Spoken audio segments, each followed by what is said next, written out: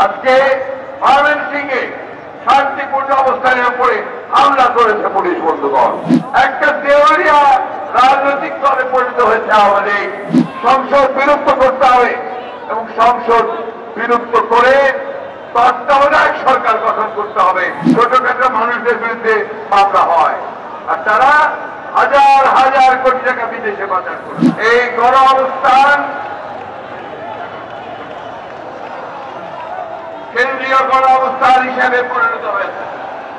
আমি যখন আপনাদের সামনে এখানে দাঁড়িয়ে কথা বলছি, সেই সময় কেরানীগঞ্জে ঢাকা কেন্দ্রীয় কারাগারে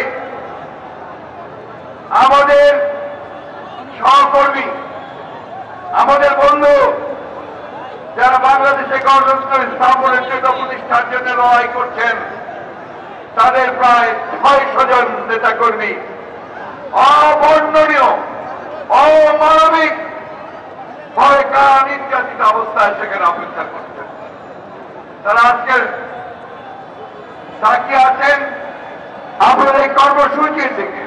সেই দিন এইখানে এই কার্যালয়ে আক্রমণ করে পুলিশ বাহিনী সেদিন আপনাদের 436 জন নেতাকর্মীকে এখান থেকে অন্যায়ভাবে বেআইনি ভাবে ডাকাতের মতো গ্রেফতার করে নিয়ে চলে গেছে বন্ধুগণ। আসলে আমি যখন আপনাদের সঙ্গে কথা বলছি, তখন সেই মুহূর্তে আমার কাছে খবর এসেছে ফরিদপুরের শান্তিপূর্ণ অশ্বিনী কুমার হলের মাঠের মধ্যে যে গণঅবস্থান কর্মসূচি চলছিল, সেখানে ছাত্রলীগ আওয়ামী লীগরা হামলা করে সেই মিটিং বন্ধ করে দেওয়ার চেষ্টা করেছে। পুলিশ গুলি চালিয়েছে, আহত হয়েছে অনেকের বন্ধুগণ। আজকে ময়মনসিংহে শান্তিপূর্ণ অবস্থানের উপরে হামলা করেছে পুলিশ বন্ধুগণ। এই সরকার জনগণ থেকে সম্পূর্ণ বিচ্ছিন্ন হয়ে পড়েছে। একটা দেওয়ালিয়া রাজনৈতিক দলে পরিণত হয়েছে আমাদের। আর এই সরকার একটা সম্পূর্ণভাবে দুর্নীতিপরায়ণ গণবিচ্ছিন্ন নির্যাতনকারী সরকার হিসেবে বাংলাদেশের রাষ্ট্র ক্ষমতাকে দখল করে রাখতে বলতে। আজকে যে কারণে আজকে এই গণ অবস্থান, তার মূল কারণ হচ্ছে যে এই দেশের মানুষ মুক্তি চায়। এই ভয়াবহ ফ্যাসিস্ট কর্তৃত্ববাদী সরকারের হাত থেকে তারা মুক্তি চায় এবং সেই কারণেই আজকে সারা দেশের জনগণ জেগে উঠেছে বন্ধুগণ।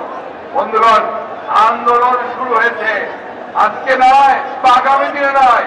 এই আন্দোলন শুরু হয়েছে যখন থেকেই এই সরকার বেআইনি ভাবে দুইবার ভোট ব্যবস্থাকে ধ্বংস করে জনগণের ভোটের অধিকার কেড়ে নিয়ে বেআইনি ভাবে জোর করে ক্ষমতায় টিকে আছে।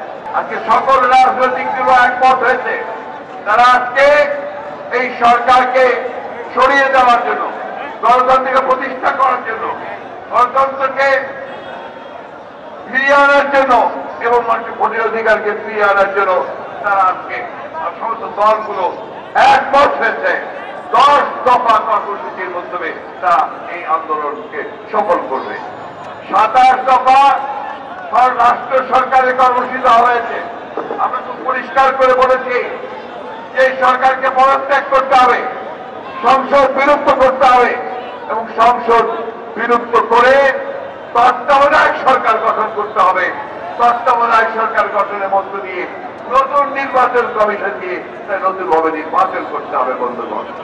বিদ্যুতের দাম বাড়ানো হচ্ছে, গ্যাসের দাম বাড়ানো হচ্ছে, মানুষের দ্রব্যমূল্য তাদের ক্ষমতার নিয়ন্ত্রণের বাইরে চলে গেছে। চাল, ডাল, তেল, লবণ সবকিছুর দাম বেড়ে যাচ্ছে, সেগুলোকে আমরা কমানোর কথা বলেছি।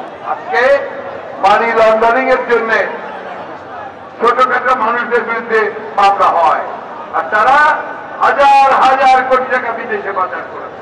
পাচার করে দিয়ে এই দেশের অর্থনীতিকে ফোকরা করে দিয়েছে বন্ধুগণ। ব্যাংকগুলোকে ধ্বংস করেছে, প্রত্যেকটি ব্যাংক থেকে টাকা লুট করে তারা বিদেশে পাচার করছে।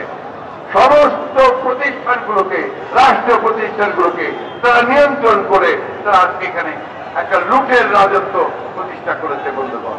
বন্ধুগণ, আজকে এই সরকারের লক্ষ্য একটা, তারা অন্যায়ভাবে বেআইনি ভাবে জনগণের সমস্ত অধিকারকে হরণ করে গণতান্ত্রিক অধিকারকে ধারণ করে এর এক দলীয় শাসন ব্যবস্থা প্রতিষ্ঠা করতে চায়।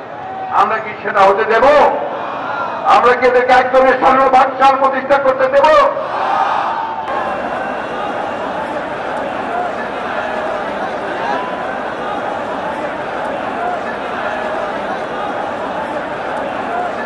সংবাদ, ফিচার ও অনুষ্ঠানের জন্য ভিজিট করুন সংবাদ প্রকাশের ওয়েবসাইট এবং যুক্ত থাকুন ফেসবুক পেজ ও ইউটিউব চ্যানেলের সঙ্গে।